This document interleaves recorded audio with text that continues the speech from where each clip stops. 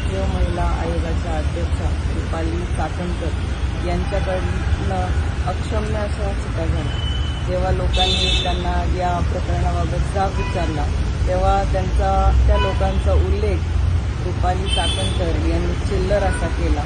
हे खूपच संतापजनक बाब आहे आणि एवढ्यावरच हे प्रकरण थांबत नाही तर जी लोक सोशल मीडियावरती या प्रकरणामध्ये जाब विचारतात त्या लोकांना फोन करून रुपाली चाकणकर यांच्या कार्यकर्त्या धमकावतात।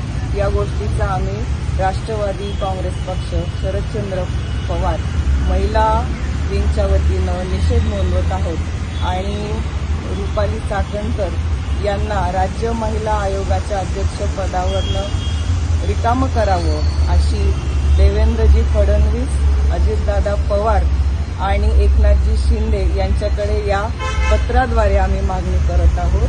जर यांचा त्वरित राजीनामा झाला नाही तर अशा अनेक वैष्णवींचा बळी केल्याशिवाय राहणार नाही।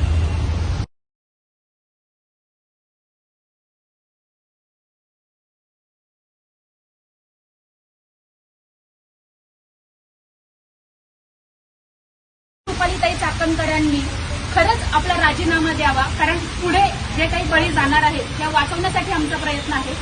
महिला आयोग हे पोस्ट कॉन्स्टिट्युशनल आहे, इथे नियमाची चौकट असते। महिलांवर जर अत्याचार होत असेल, अन्याय होत असेल तरी देखील महिला आयोग अन्याय करत असेल, त्याच्याकडे दुर्लक्ष करत असेल आणि जाब विचारल्यावर धमकी दिली जात असेल तर त्या महिला आयोगाच्या अध्यक्षांचा उपयोगच नाही। त्यांनी स्वतःहून राजीनामा द्यावा।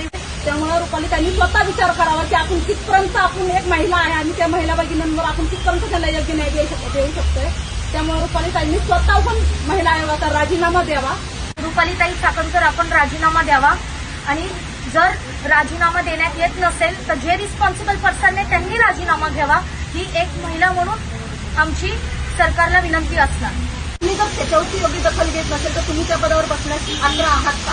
हा त्यांनी रुपालीताई चाकणकर यांनी स्वतः त्याच्यावरती विचार करणं अपेक्षित आहे। जर ते स्वतः त्याच्यासाठी राजीनामा देत नसतील तर मुख्यमंत्री देवेंद्र फडणवीस तसेच उपमुख्यमंत्री अजितदादा, एकनाथ शिंदे यांनी त्यांचा राजीनामा द्यावा।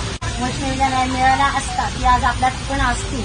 रुपालीताई चाकणकर यांनी खूप मोठी दिरंगाई केली, त्यामुळे असंख्य वैष्णवींचा अजूनही बळी जाईल। त्यासाठी रुपाली चाकणकर यांनी लवकरात लवकर राजीनामा द्यावा।